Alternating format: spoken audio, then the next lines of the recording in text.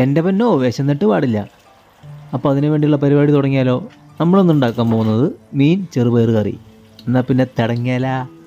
അതിനായിട്ട് ഇവിടെ ഒരു അരക്കപ്പ് ചെറുപയർ കഴുകിയെടുത്തിട്ടുണ്ട്. അതിലേക്ക് ഇഞ്ചി വെളുത്തുള്ളി ചേർത്ത് കൊടുക്കുക. പിന്നെ 2 ഗ്ലാസ് ചൂടുവെള്ളം ഒഴിച്ചു കൊടുക്കുക.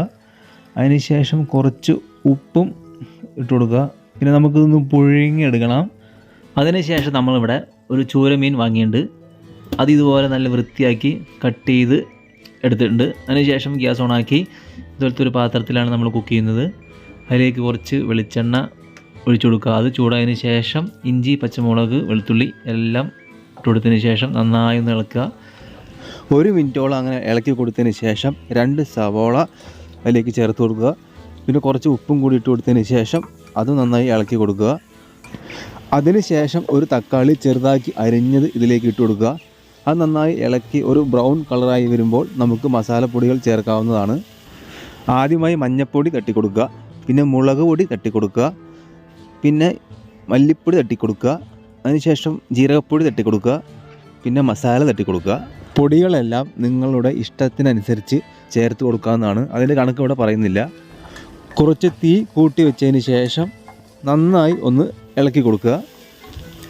പിന്നീട് ഇതിലേക്ക് പിഴുപുളി ചേർക്കാവുന്നതാണ്, അതായത് വാളംപുളി.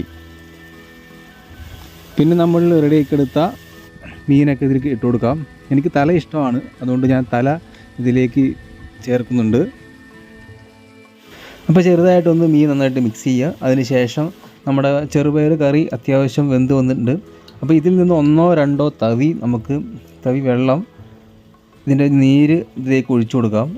ആ ഗ്രേവിയിലൊക്കെ ആയിട്ട് ഇങ്ങനെ നന്നായി പിടിക്കും. സെപ്പറേറ്റ് ഇത് ഒഴിച്ചു കൊടുത്തു കഴിഞ്ഞാൽ അതിനുശേഷം ഒരു 5 മിനിറ്റ് അടച്ച് വെച്ച് മീഡിയം ഫ്ലെയിമിൽ വേവിച്ചെടുക്കാം.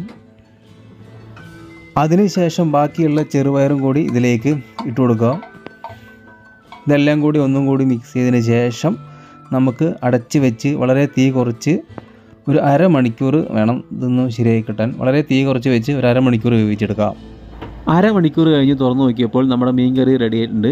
ഇനി ഇതിലേക്ക് കുറച്ച് കുരുമുളക് പൊടി, കുറച്ച് വെളിച്ചെണ്ണ ഒഴിച്ചിട്ട് ഒരു മിനിറ്റോളം അടച്ച് വയ്ക്കുക.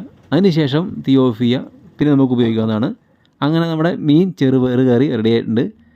ഇനി നമുക്കിത് ചോറ് കൂട്ടി പിടച്ചാലോ? Okay, thank you for watching.